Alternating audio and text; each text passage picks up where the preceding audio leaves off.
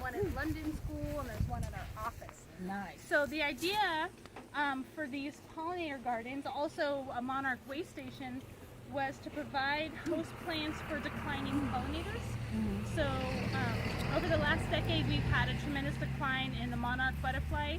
In particular, used to fly this migratory path, Western Oregon, all the way down to California. Some overwinter in California. A lot of them go all the way to northern Mexico. They used to arrive by the billions, and now we're just in the 100,000s. So a lot of it has to do with a loss of habitat. So especially in Willamette Valley, we've converted a lot of our milkweed habitat to Monarch habitat. To grass seed production fields. And so we're trying to actually provide little way stations so they can fly and feed and lay their eggs on their way down. So this whole section back here is all native milkweed, showy milkweed species. And then we have Rudbeckia, which is a native coneflower. That's really a good late species for bumblebees. Bumblebees are also in decline across their range, particularly the western bumblebee, which may be listed as an endangered species. It's dropped that dramatically. And then our rufous hummingbird it's a bird, but it's also a really important pollinator species, and it's declined over 60% in the last decade. So we planted red flowering currant and western columbine for the for the hummingbird. And then Oregon grape is one of the earliest native shrubs to flower, and so it provides pollen for bumblebees pretty early on.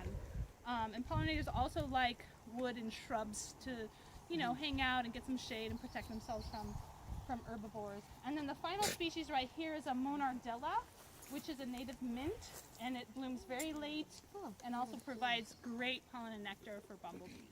So we are trying to create these pollinator gardens along the Row River Trail and also at schools, and so kids can come and they can see when these plants flower, when they attract pollinators, and how that changes over time with our changing climate, and hopefully we'll see the monarchs come at the very least.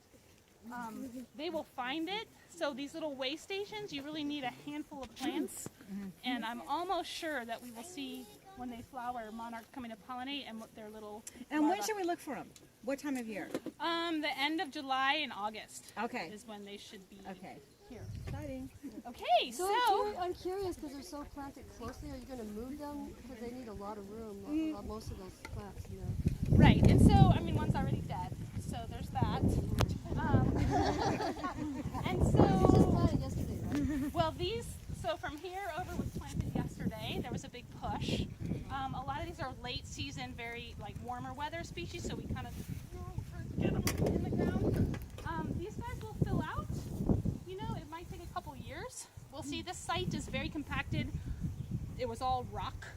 I don't expect an incredible growth.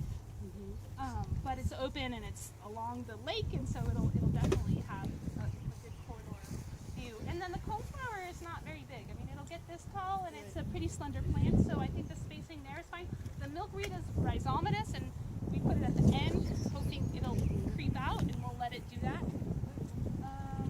Yeah, and I think it's too thick. We'll have to pre-commercial thin. We'll see. These are experiments. I've never done it, but just keeping the weeds and the grass out was really the first challenge.